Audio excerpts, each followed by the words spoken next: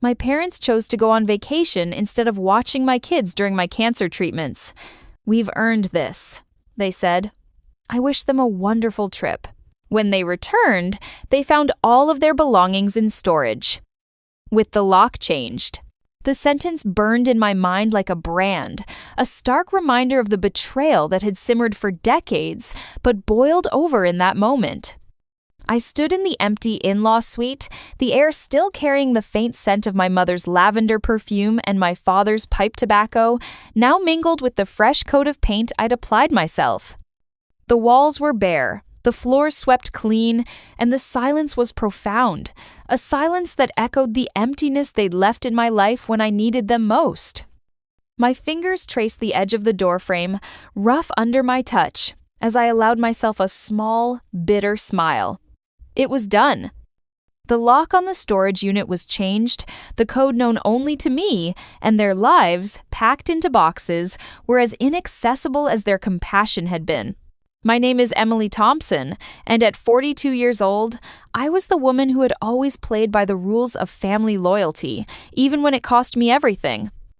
I live in the leafy suburbs of Madison, Wisconsin, where the seasons change dramatically, from blooming springs to brutal winters that test your resolve. By day, I'm a high school English teacher at Madison West High, shaping young minds with stories of resilience and redemption from books like To Kill a Mockingbird and The Great Gatsby. I've poured my soul into my students, just as I've poured it into my 2 children.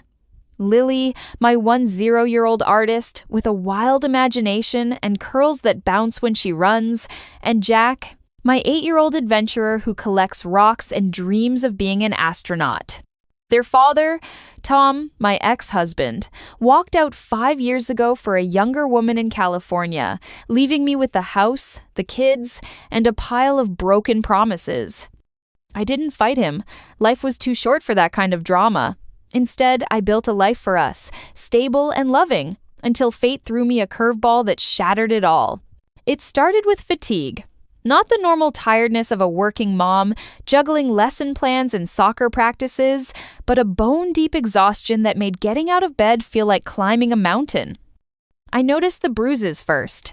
Purple blooms on my legs and arms from minor bumps, like my body was turning against itself. Then the night sweats, soaking my sheets, and a cough that lingered like an uninvited guest. I ignored it as long as I could, attributing it to stress or a virus. But when the lymph nodes in my neck swelled, hard and painless, I knew something was wrong. I scheduled an appointment with Dr. Harlan, my family physician, a kind man in his 60s with a gentle manner that belied the gravity of his words. The office was sterile, the kind of place where the fluorescent lights buzzed overhead and the magazines in the waiting room were outdated by years. I sat on the exam table, paper crinkling under me, my heart pounding as Dr. Harlan entered with my chart. Emily, the blood tests show abnormalities. Elevated white blood cell count, low platelets. I'm referring you to an oncologist for further tests. The word oncologist hung in the air like a storm cloud. I drove home in a daze, the radio playing some upbeat pop song that felt mocking. How do you tell your kids? How do you face the mirror and see a fighter instead of a victim? The diagnosis came a week later at the university hospital, a sprawling complex of glass and steel that smelled of disinfectant and hope mixed with despair. Dr. Patel, the oncologist, was a sharp-eyed woman in her 50s, her voice calm as she delivered the news. Chronic lymphocytic leukemia. It's cancer of the blood and bone marrow. Yours is at an advanced stage, but treatable with chemotherapy. We'll start aggressive treatment to get you into remission. Treatable. The word was a lifeline, but the side effects she listed, nausea, hair loss, fatigue, infection risk, felt like anchors dragging me down. I nodded, asked questions about timelines and survival rates. 80% with treatment, she said, and left with a stack of pamphlets and a prescription for anti-anxiety meds I never filled. I was determined to be strong for Lily and Jack. That night, I sat the kids down in our cozy living room, the one with the plush blue sofa and the gallery wall of their artwork. The fireplace crackled softly, casting warm glows on their faces. Lily's eyes widened as I explained in simple terms. Mommy has a sickness in her blood, but the doctors are going to give me medicine to make it better. It might make me tired or sick sometimes, but we'll get through it together. Jack crawled into my lap, his small hands clutching my shirt. Will you die, Mommy? The question pierced me, but I hugged him tight. No, buddy, I'm going to fight this. Lily, ever the thoughtful one, asked about school and who would help with her art projects. I promised I'd figure it out. Figuring it out meant turning to family. My parents, Margaret and Robert Hargrove, had been living in the in-law suite attached to my house for the past 10 years. It was a spacious addition, bedroom, kitchenette, sitting area that I'd financed with my teaching salary and a small inheritance from my grandmother. They'd moved in after Dad's heart scare, selling their old Victorian in Milwaukee because maintaining it was too much. At the time, I welcomed them. They were retired, with pensions from Dad's insurance career and Mom's time as a school secretary. In exchange for the space, they helped with occasional babysitting and yard work. But over the years, it became clear it was more take than give. Mom's endless complaints about the kids' noise, Dad's habit of monopolizing the TV for golf tournaments, their refusal to contribute to groceries because we're on a fixed income. Still, they were my parents. I owed them, or so I thought. The conversation happened over dinner a few days after the diagnosis. I'd made their favorite pot roast with carrots and potatoes, the aroma filling the house like a peace offering. The kids were in their rooms doing homework, giving us privacy at the oak dining table. I pushed my plate away, appetite gone, and laid it out. The chemo starts in 2 weeks. 6 rounds, every 3 weeks. I'll be out of commission for days after each one. Sick, weak, I can't drive, can't cook. Lily and Jack need help. School drop-offs, meals, bedtime stories. Can you step in? It's just for a few months. Mom set her fork down, her manicured nails tapping the table. She was 68, still vain about her appearance, with dyed auburn hair and a wardrobe of pastel sweaters. Emily, that's awful news. We're so sorry. But remember that cruise we've been planning? The one to the Greek islands. It's in 3 weeks, non-refundable. We've saved for it forever. Dad, 70, with his salt and pepper hair and perpetual frown lines from years of dealing with claims adjusters, nodded. We've earned this, Em. At our age, opportunities like this don't come often. We've raised you, put you through college, even loaned you money for that suite when Tom bailed. We can't cancel now. The room spun slightly, the taste of roast turning to ash in my mouth. Loaned? You mean the money I paid back with interest? Dad, this is cancer. Life or death. The kids are your grandchildren. They need stability. I need you. Mom's eyes softened for a moment, but she glanced at Dad, and the moment passed. We'll be gone for only 2 weeks. You can hire a sitter or ask friends. You're strong. You've always been the independent one. We didn't raise a quitter. Independent. The word stung, a callback to my childhood. Flashbacks hit me like waves. At 9, left alone after school because they had to work late, learning to make sandwiches from canned tuna. At 14, missing my volleyball championship for their weekend in Chicago. At 16, when I got my first job to buy clothes because budgets are tight. They'd provided the basics, roof, food, but emotional support was sparse, always conditional on not inconveniencing them. I'd forgiven it, internalized it as normal. But now, with cells mutating inside me, their selfishness was a mirror to my own enabling. I didn't argue further. Years of conditioning kicked in. Of course. Have a wonderful trip. The words were mechanical, but inside, a fire ignited. As they cleared the table, chatting about itinerary, Athens, Santorini, Mykonos. I excused myself to the bathroom, splashing cold water on my face to hide the tears. That night, lying in bed, the ceiling fan whirring above, I made a vow. If they wouldn't show up for me, I'd make sure I never needed them again. The days leading to their departure were tense.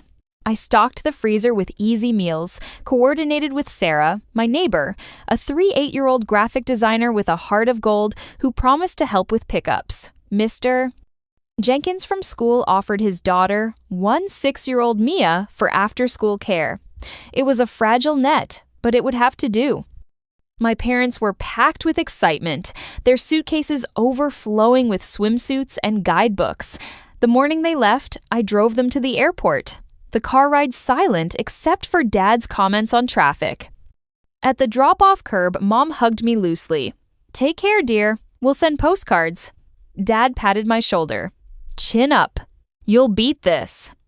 I watched them wheel their luggage inside, a part of me aching for the parents they could have been. Chemo began the next day. The infusion center was a row of recliners, each occupied by patients in various stages of battle, some chatting, others sleeping under blankets. The nurse, a cheerful woman named Carla, hooked me up to the IV, the cold fluid dripping into my vein. "This might sting," she warned. It did more than sting, it burned, a slow fire spreading through my arm.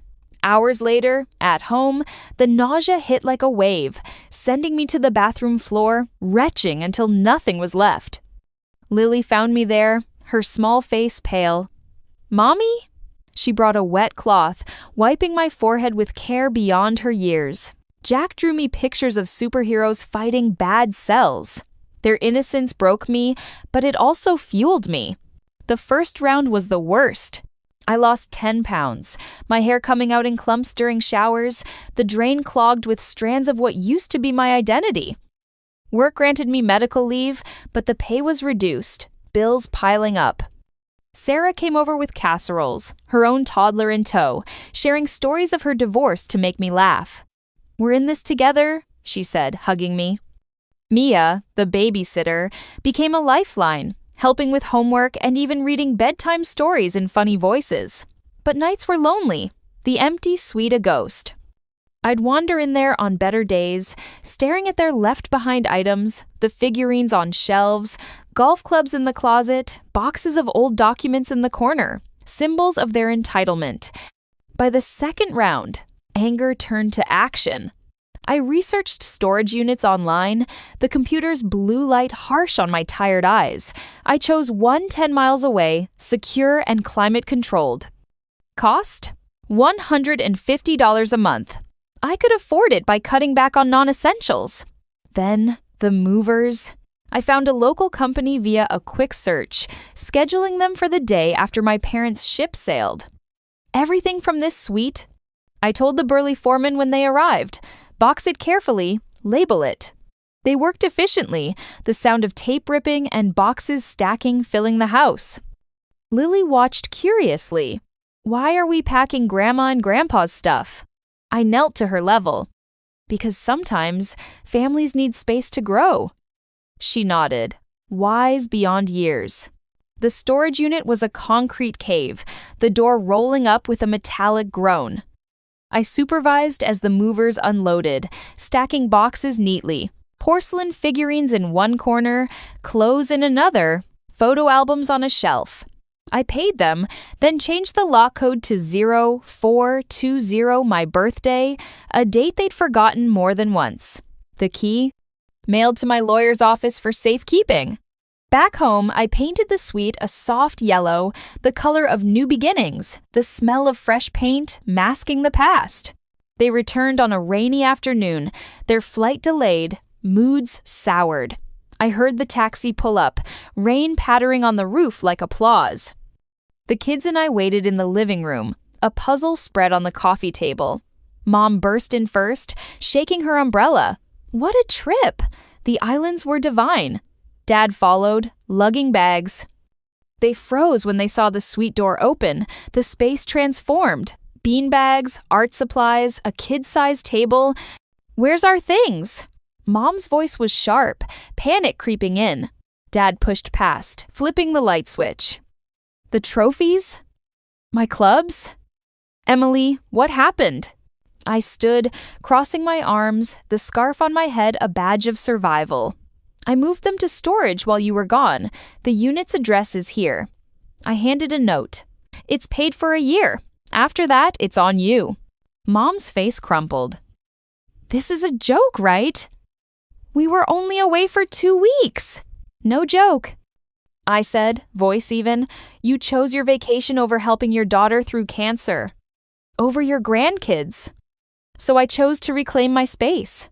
The suite's now a playroom. Dad's face turned purple. After all we've done, we built this family. Built? I scoffed. You provided. Sure. But when I needed emotional support as a kid, as an adult, you were absent. Remember my 10th birthday? You left for a conference. Or when Tom left and you said tough luck? This is the culmination. They argued for hours, voices rising, the kids sent to their rooms with headphones. Mom cried, "We're family." Dad threatened legal action. Those are our possessions. My lawyer had prepped me. Since they weren't paying rent, no tenancy rights. It was my house, their stuff gifted or stored by choice. They left for a hotel, slamming the door. The aftermath was messy. They called daily, alternating pleas and accusations. Community gossip swirled. Some sided with me after hearing my side, others clucked about disrespecting elders. I focused on recovery, remission confirmed after the final chemo, hair growing back in soft waves. The kids adapted, the playroom their haven. Lily's drawings now included Supermom defeating monsters. Jack's forts were cancer-proof. A year later, the twist. Dad's heart failed, requiring bypass surgery. Mom's call was frantic. Emily, the hospital bills are astronomical. We can't afford the apartment anymore. Can we move back? Just temporarily. I sat on the patio, the same one where they'd refused me, watching the kids play in the yard. No, I said, you've earned your independence. There are senior programs, assisted living. Figure it out. Her sobs echoed through the phone. How can you be so cold? I'm not cold, I replied. I'm protecting my family, the one that shows up. Hanging up, peace settled. Cancer taught me boundaries. Revenge wasn't about hate, it was about reclaiming power. My parents found a subsidized apartment, their belongings retrieved after paying back storage fees. We see them occasionally, supervised visits. The kids are polite but distant.